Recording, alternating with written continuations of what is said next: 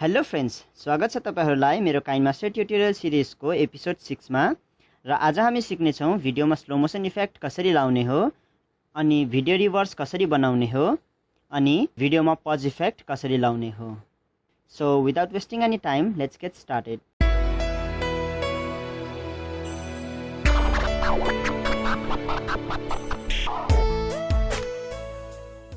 So हामी KineMaster भित्र आइसकेका छौं र मैले एउटा स्याम्पल भिडियो पनि लिइसकेको छु।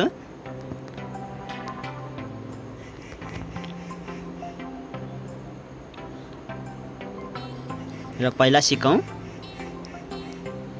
Slow motion effect.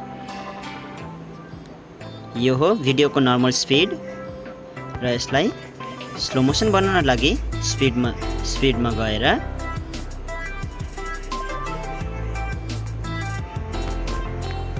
अब यो हो स्लो मोसन इफेक्ट र यसलाई धेरै स्लो पनि गर्न सकिन्छ। यो मेरो भिडियो क्वालिटी राम्रो छैन, त्यसै कारणले यसलाई धेरै स्लो गर्दा राम्रो सायद देखिँदैन।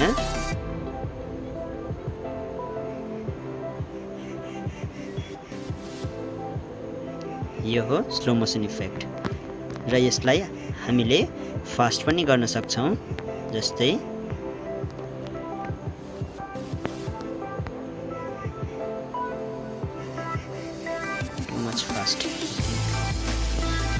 too much fast 1.5 मा राखिदिउँ। यो हो फास्ट। र अब यसलाई रिभर्स कसरी गर्ने? रिभर्सको लागि सिम्पल छ, यसमा अप्सन आइहाल्छ रिभर्सको लागि। तपाईले रिभर्समा क्लिक गर्नुभयो भने यो रिभर्स भइहाल्छ। यसलाई थोरै टाइम लाग्छ।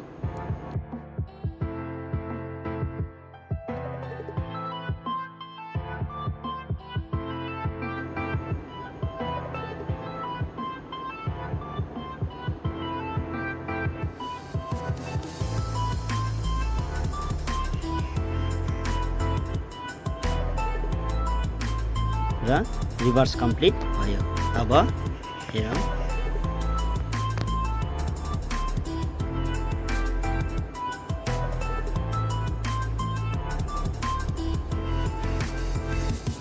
यो भयो रिभर्स। र अब पज इफेक्ट कसरी गर्ने हो?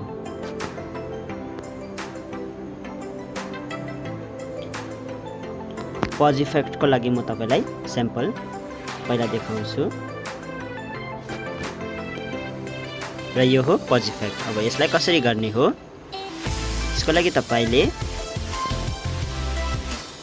जहाँनिर तपाईलाई पज गर्नु छ त्यहाँनिर तपाईले भिडियोलाई राख्नुहोस् र यसलाई स्प्लिट गरिदिनुहोस्। र यो स्प्लिट गरेको ठाउँमा तपाईले यो बटनमा क्लिक गरेर क्याप्चर एन्ड एड एज क्लिपमा क्लिक गरिदिनुहोस् र यसको साइजलाई अलिकति घटाइदिउँ र अब प्ले गरिदिउँ यसलाई।